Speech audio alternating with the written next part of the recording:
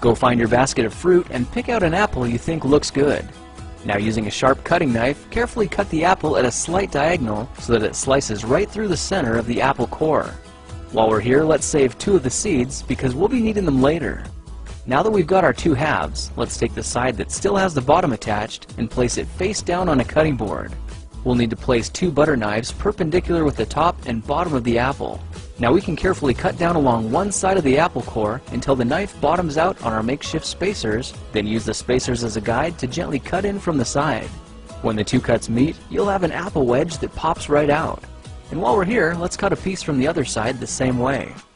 Now our goal with these is to cut out 3 more L-shaped wedges about a 1/4 inch thick. And this time, rather than cutting in sideways toward your fingers, try turning the piece over so you can cut downward and meet the first cut at the bottom. Now with a little wiggle, a new apple wedge should break free. If you repeat the process 2 more times, then stagger the pieces back together, the effect is a beautifully layered wing. Now just cut the other piece the same way and your swan's body should look like this. To make a place for the head, all we need to do is carefully cut into the front of the body and gently lift the pieces out to reveal a clean and fairly deep groove.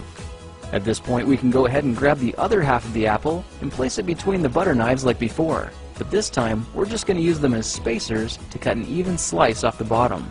You can see that repeating this process 3 or 4 times gives us a nice variety of shapes and sizes. Now look for a piece that resembles a heart that's been slightly flattened on top. All it takes to form the swan head is 3 strategic cuts with a knife. I made 1 angled cut to form the head, a horizontal cut to form the neck, and 1 slanted cut at the bottom for the base.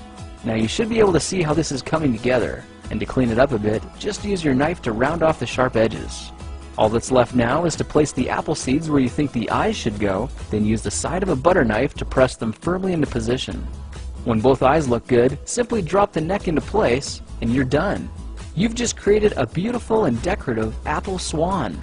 I spritzed mine with a bit of lemon juice to help prevent it from turning brown, then put it on display to show off for our dinner guests later that night. If you try using different apples, you'll get a nice contrast of colors, and every bird will look a little bit different.